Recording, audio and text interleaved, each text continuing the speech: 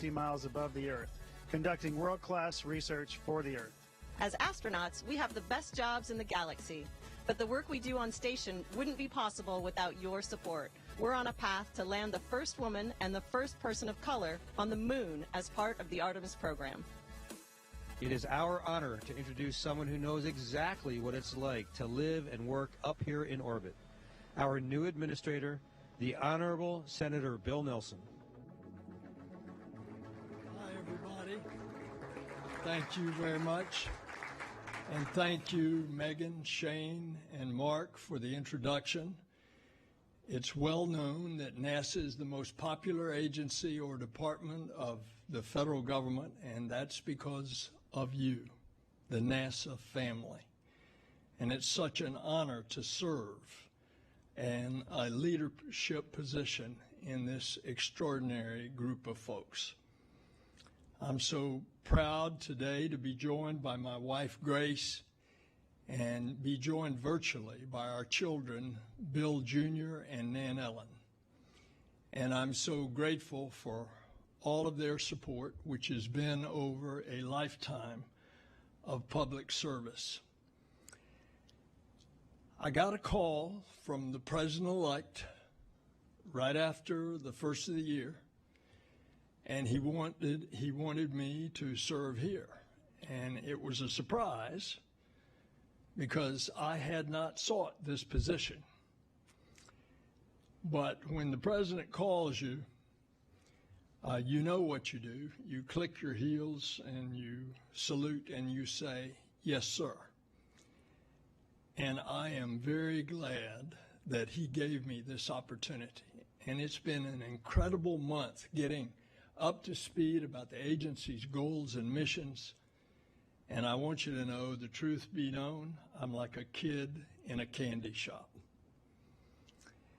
Space has always been a passion for me. I grew up in the shadow of the Cape. The names of the original 7 were all known by our schoolmates. And it's been a passion that has been fueled by my family history. As a matter of fact, on what was scrubbed land of rattlesnakes and mosquitoes and alligators, in 1913, my grandparents homesteaded under the Homestead Act.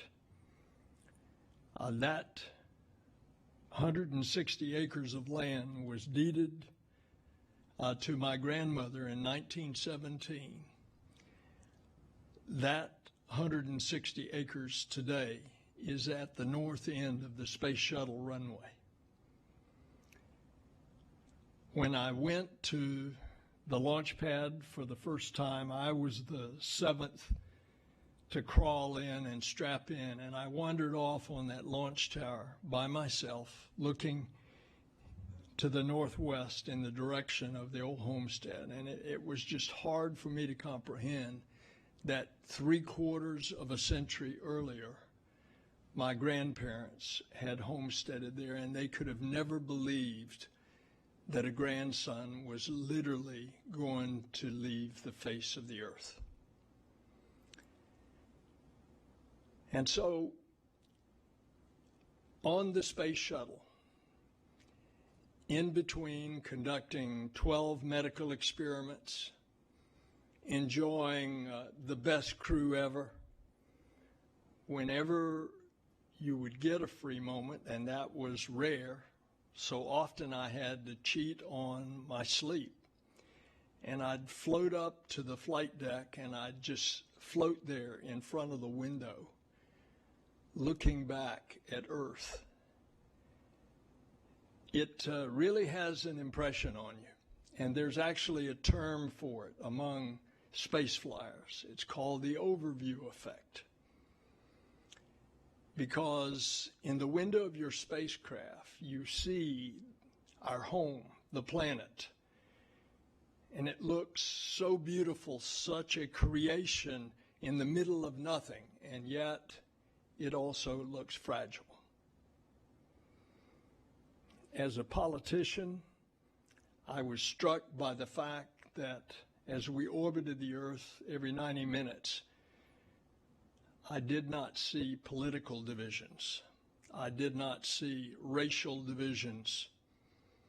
I did not see religious divisions. I saw that we were all in this together.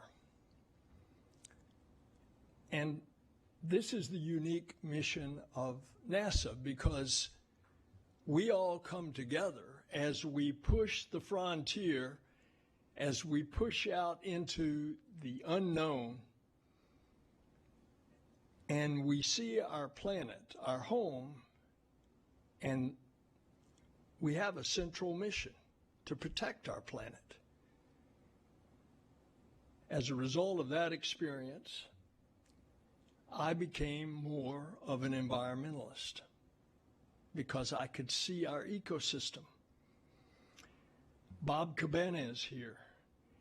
Anyone who has flown, or you see these dramatic photos and videos, and you look at the rim of the Earth, and you can actually see the thin film of the atmosphere, and you realize that that is what sustains all of life. With the naked eye, you could see from that altitude how we're messing it up.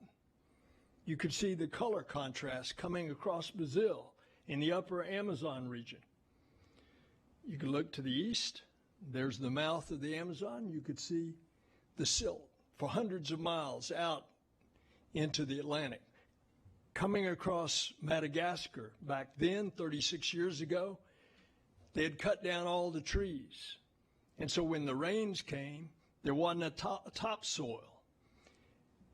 And all of that topsoil washed down the rivers. And you could clearly see that from space in the mouths of all the rivers, that silt flowing into the bright blue waters of the Indian Ocean. Because of that environmental effect, I was really excited last week to join the President in announcing a new development of a next generation of climate data systems at NASA. It's the Earth System Observatory to help us understand and track how climate change is impacting communities across the country and around the world. That meeting, held at FEMA headquarters in preparation for hurricane season, I underscored to the President how this Earth System Observatory will better help America and the world with better data to track natural hazards, including hurricanes, and be better prepared and to support our communities, families, and businesses before a disaster, not just after. The Earth System Observatory will consist of 5 integrated satellites, the first of which is scheduled to be launched in January of 23. We need these investments because storms are getting stronger and more destructive. And if we want to mitigate climate change, we've got to measure it. And that's what NASA does. NASA designs, builds, launches all of those instruments in space to give us an unprecedented understanding of the Earth. It's a 3D holistic view from the bedrock to the atmosphere. So let's learn more about this new video.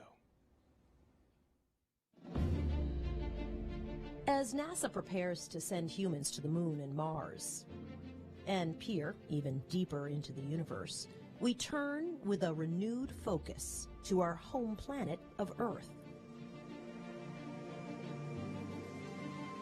The next generation of Earth science begins with the new Earth System Observatory.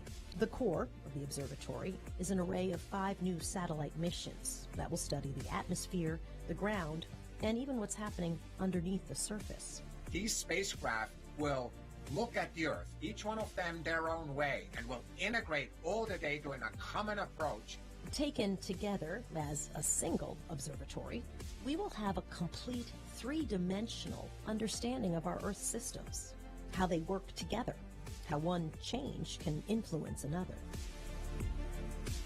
It will watch our planet change, driving solutions for better living, managing water and food resources, predicting natural hazards, coping with sea level rise in coastal communities and heat islands in our cities.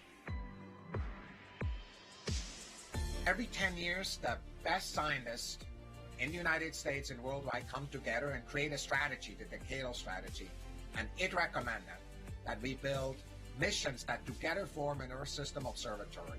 We're going to be looking at processes at the microphysical scale, at the large kind of convective scale, at the smaller scale in the oceans, and we're going to be investigating those, pulling that out, encapsulating that, putting that into weather models and climate models, and those are going to allow us to predict and project the future with far more confidence.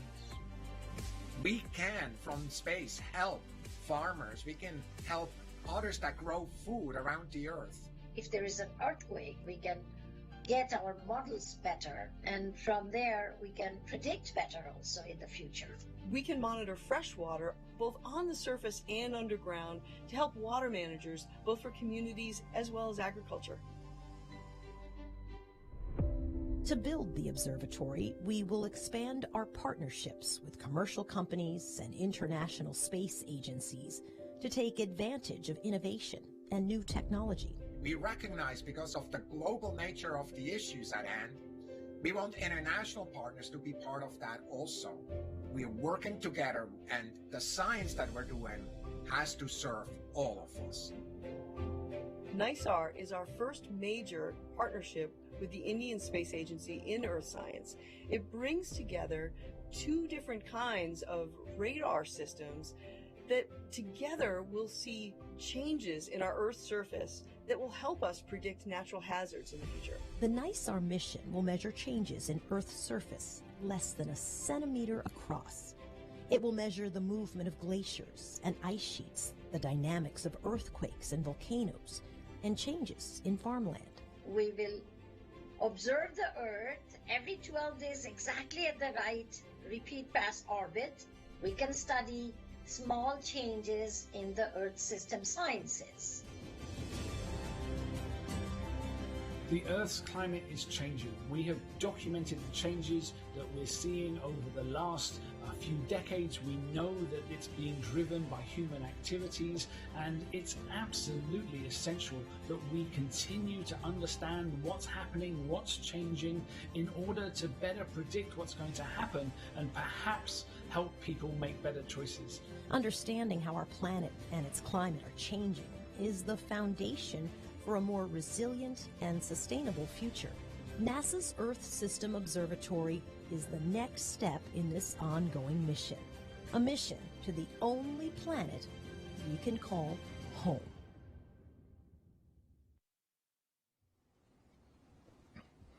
And you've just seen some of these great scientists. And I believe Dr. Z is almost as excited as I am. And that's what he's leading, and it's incredible. And what you just saw is just the tip of the iceberg. The Earth System Observatory is just one of the many missions that we have on the horizon. And I'm excited to share more about the exciting future we have in store here at NASA. But first, I want to thank you for all the work you've done over the past year. Back in March 2020, many of you packed up your computers, you went home to work from your kitchen table, your living rooms, your basements, while some of you were mission critical and you had to continue working on site under strict guidelines to keep you healthy and to keep your colleagues and your families healthy too. You did that, and I thank you for that. And despite all these hardships, it's been an amazing year for NASA. The agency has launched 10 astronauts from American rockets on American soil. We've had all of America on the edge of their seats as Perseverance came through those 7 minutes of terror, made a successful landing on Mars.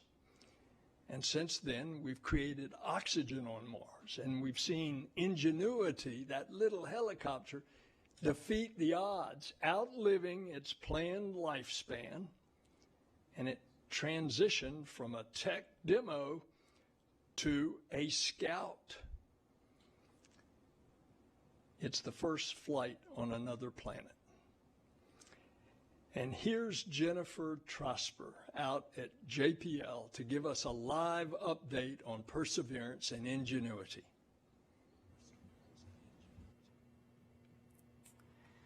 Thank you. Well, it's a privilege to be here to talk about the Perseverance rover mission. Today is the 101st sol on Mars for the Perseverance rover. 101 Martian days ago, Percy successfully landed on the red planet at Jezero Crater. Jezero Crater is an ancient lake bed on Mars and a great place for Perseverance to search for ancient microbial life. Now, shortly after landing, we started sending down images for the first time of the landing and from the rover's perspective. And then shortly after that, Perseverance quickly got to work on her commissioning activities.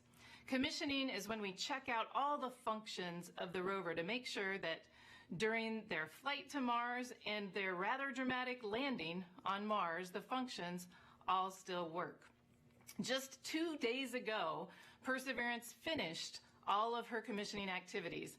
During this time, she sent down over 75,000 images of our landing site. And some of those images were what I call the vacation photos of Percy and Ingenuity sitting there together on the surface of Mars, learning new things. She also deployed Ingenuity, photographed the flights, and relayed the data back to Earth.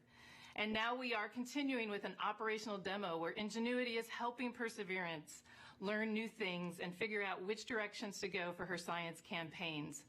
We've recorded the sounds on Mars for the first time of the wheels interacting with the rocks, of the winds, of the helicopter flying.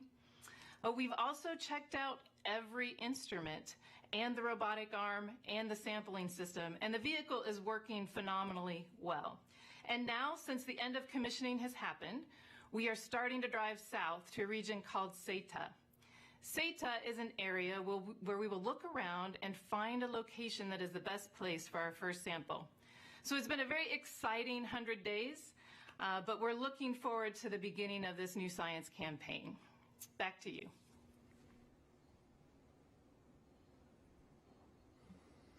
Well, thank you so much, and I really believe that no other organization in the world can do what this amazing team has done, and certainly not under such difficult circumstances. In the nearly 15 months since the beginning of the pandemic, you all have not only landed a rover on Mars, but also supported advancements getting us closer to launching the first crewed Artemis mission. And in just a few months, the launch of the James Webb Space Telescope, which will see the light from the first galaxies that formed in the early universe after the Big Bang. Think about that. The universe almost 13.5 billion years ago. James Webb will capture the light from about 150 million years after the Big Bang.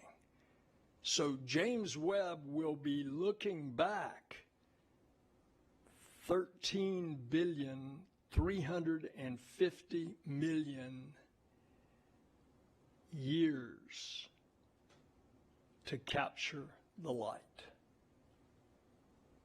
And so this is just a few of the things that you all have been working on. And I'm thrilled now to have a special treat for you, because it's a special guest, Captain Kirk himself, to inspire you all to boldly go into the future. I want to congratulate Bill Nelson as NASA's new administrator. We're all delighted that he's here. Why does NASA exist? Why do we exist? Why does life exist upon this strange and lonely planet? How did we arrive, and for what reason? An age-old question, one that each of us at one time or another has asked. Each time, the universe responds with silence. NASA stands before that silence and probes that mystery. We stand with NASA in response to the incredible miracle of impossible life on an insensate world. We move back to a moon that we wish we had never deserted. We move onward to Mars to establish a base, and then a community, and finally a miniature civilization on its enigmatic soil. We do it because NASA has realized that the universe, which extends for billions of light years in all directions, is meaningless unless what? Unless there are observers and caretakers of that stunning interstellar display. The universe demands to be noticed, to be seen, and beautifully noted. The purpose of life on Earth is to see, to know, and to tell what the cosmos has to offer. Without us, human beings, without NASA, the universe would be unseen, unknown, untouched. So NASA, in the coming years, will be chief witness, and we, as fellow observers, celebrants to the cause. Can NASA do this? Can we run tandem with NASA and live forever, or 1,000,000 years, whichever comes first? We can. We will. We must. After a speech like that, I'm ready to go. What a wonderful tribute to all that NASA means to the world. And we do have an exciting future ahead. And as you can see on the screen behind me, we're assembling the rocket at this very minute down at the Kennedy Space Center. It'll pave the way to return American astronauts to the surface of the moon. That rocket is the Space Launch System. It will launch our Orion spacecraft and cargo on missions to lunar orbit and beyond. And soon, I mean like days, we're starting to stack that massive core stage between its two boosters in the Vehicle Assembly Building at KSC. The SLS will be the most powerful rocket in the world. 8.8 million pounds of thrust at launch. All this means we're on our way to land the next Americans on the moon, and this time we're going to learn how to live and work on another world.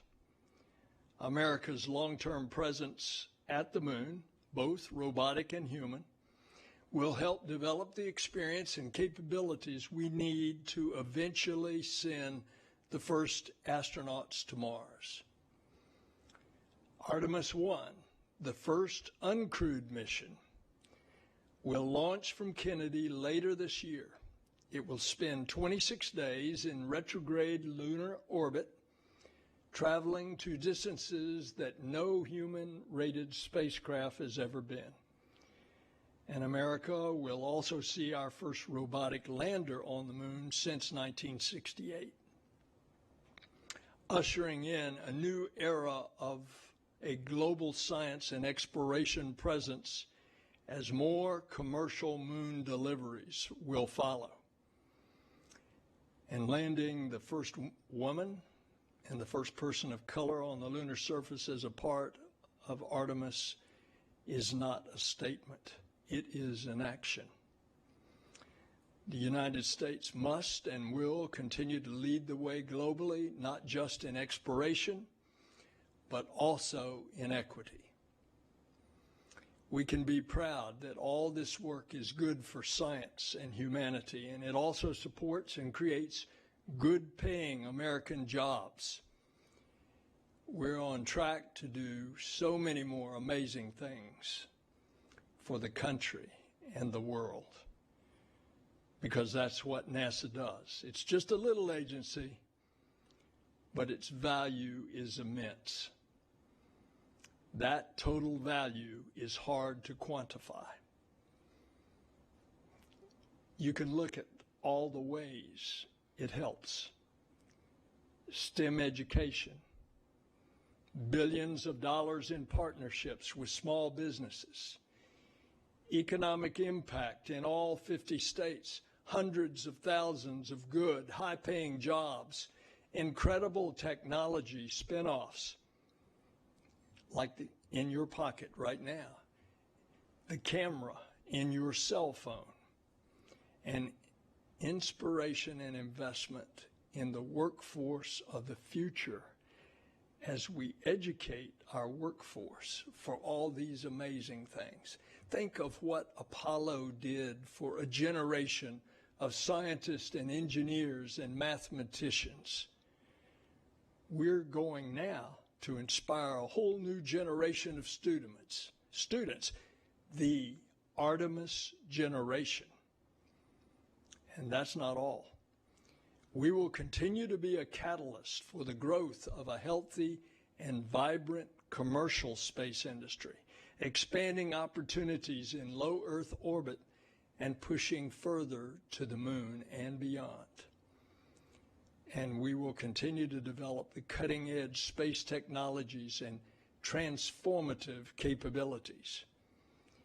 We continue to advance aviation technologies to make our skies safer, our aircraft more sustainable, and to get you to your destination faster and safer than ever before.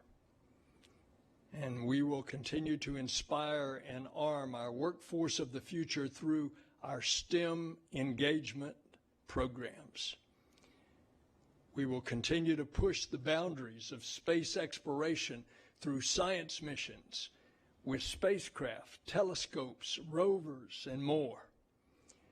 And we will do all of this and more because that's what NASA does. And no one does it better.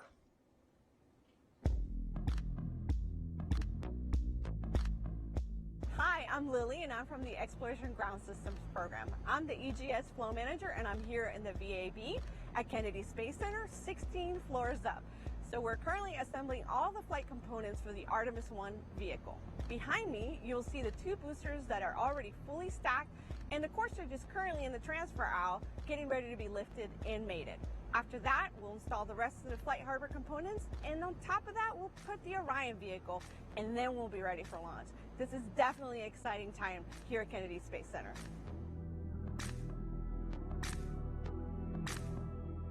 This is the X-57 Maxwell. It's NASA's first all-electric piloted aircraft, and it'll pave the way for the future of electric aircraft and create certifications. NASA Armstrong's also working on remote piloted and autonomous aircraft that will help set standards for air taxi, package delivery, and our work in the national airspace. We're sending the world's premier space science observatory, the Webb Telescope, 1 million miles from Earth to explore every phase of cosmic history. It'll study everything from the most distant observable galaxies in the early universe to planets in the habitable zones of nearby stars. I'm standing in the Astrobiology Analytical Laboratory where samples from the OSIRIS-REx mission will be coming in 2023. This is going to be an incredible year for asteroid science. When we launch the DART mission, it will help us understand how to potentially deflect an asteroid from Earth. Our Lucy mission will study the mysterious Trojan asteroids, and the Psyche mission will head to an asteroid that might harbor the metallic core of a planetoid. We also have exciting new space communications missions and a robotic surfacing mission that will refuel and relocate another satellite to extend its life, assemble an antenna, and manufacture a beam.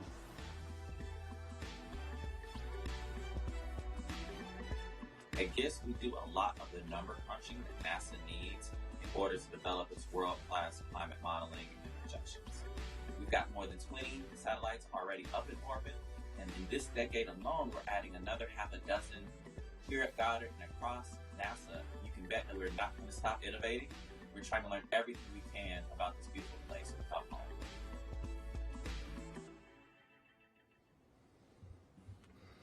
America has always had a frontier.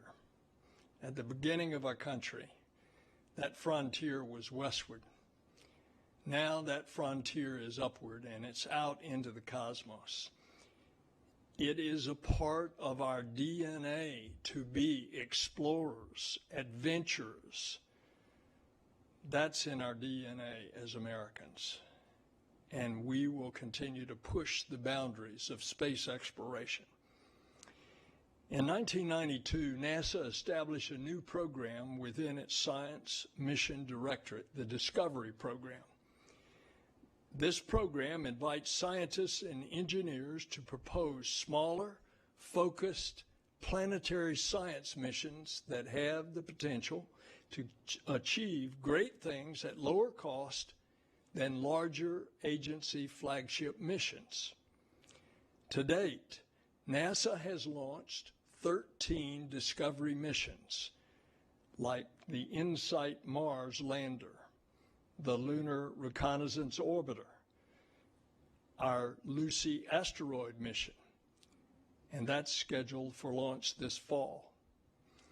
Lucy is just one of 3 Discovery missions NASA is planning to launch in the next 3 years. And I'm excited to break some big news today. We have 2 new Discovery missions to announce.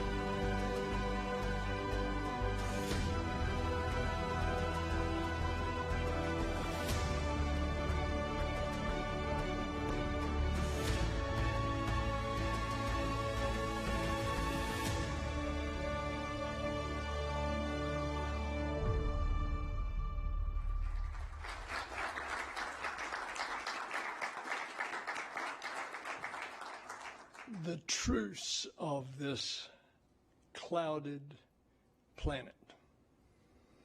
Congratulations to the teams behind NASA's 2 planetary science missions, VERITAS, Truth, and DAVINCI Plus. These 2 sister missions both aim to understand how Venus became an inferno-like world capable of melting lead at the surface. They will offer the entire science community the chance to investigate a planet we haven't been to in more than 30 years. In our solar system, of the rocky planets, there's Mercury, closest to the sun. It has no atmosphere. Then there's Venus, with an incredibly dense atmosphere. Then there's Earth, with a habitable atmosphere. And then there's Mars, with an atmosphere that is just 1% of Earth's. We hope these missions will further our understanding of how Earth evolved and why it's currently habitable when others in our solar system are not. Planetary science is critical in answering key questions that we have as humans, like, are we alone? What implications beyond our solar system could these two missions have? This is really exciting stuff, and it's an emerging area of research for NASA. And so, before I leave you, I want to thank you. Now, there's no doubt that NASA is the premier space agency in the world, but NASA is only as good as its people. And we're lucky to have the best of the best. I'm committed to leading NASA as our team with our soon-to-be Senate-confirmed Deputy Administrator, Colonel Pam Melroy, and Chief Financial Officer Margaret Vaux-Schoss, and with Associate Administrator Bob Cabana. But it's crucial that this is not a top-down agency. It's an agency where our workforce, every single one of you, is critical to the success of our missions. And I know that, and I know it from personal experience because of participating in one of the space shuttle missions. It's you on the line that make this possible. And another way of expressing that appreciation is to tell you a story that I've always heard around Kennedy. Came out of the Apollo program. There was a NASA employee, as they were developing the Space Center, that was digging a ditch. And a reporter went over to him and asked him, "What are you doing?" And he responded, "I'm helping to land a man on the moon." So I hope to hear a lot of you all over NASA, and especially on the line.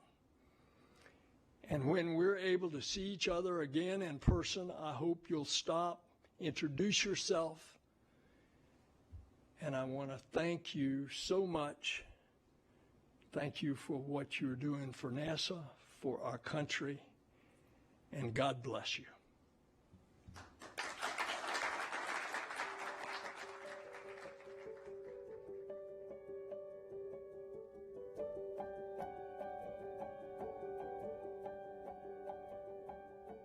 What motivates me is going outside at night, looking up at the moon and thinking about how humans are going to be walking on the moon once again in the very near future.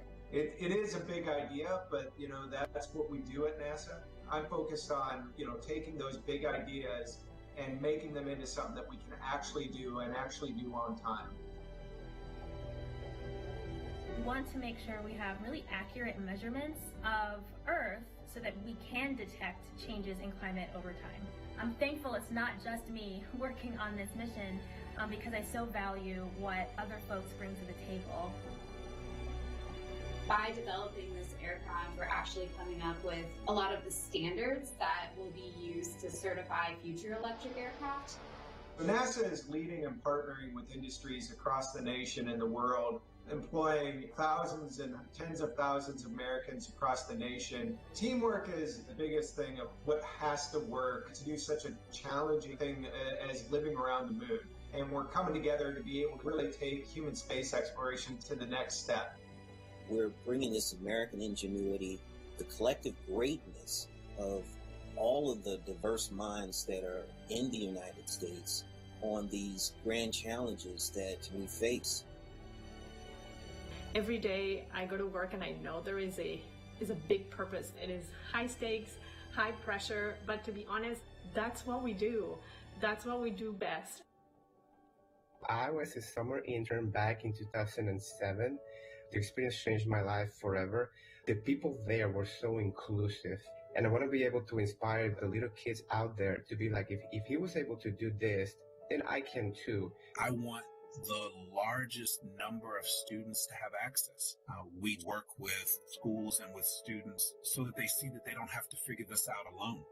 And it's always fascinating for me when a student literally has the proverbial light bulb go off that this is something they can do. Orbital dynamics don't slow down during a pandemic. We had to come up with ways to keep going right from the get-go. Because of all the safeguards that NASA and our team put in place, we all felt very safe still being able to develop our flight hardware on center. I have hope that the current vaccine rollout is going to help us as we continue to vaccinate our entire population. We can come back to work in a way where we can continue to do the job that we have, understanding now that the situation has changed. I am inspired by my colleagues, by the team members, because of the diligence that people have had in continuing to make this mission move forward. Just some of the most phenomenal people in the world, and the things that I get to work with are just on the cutting edge. I will say the possibilities are endless. Working at NASA is something that not even on my wildest dream I thought I was going to end up doing, and now that I'm doing it, it is the right place and the right home for me. NASA is changing the future of spaceflight with the Artemis program. Generations to come will look back at this moment in history, and I'm just so excited to get to be a part of it.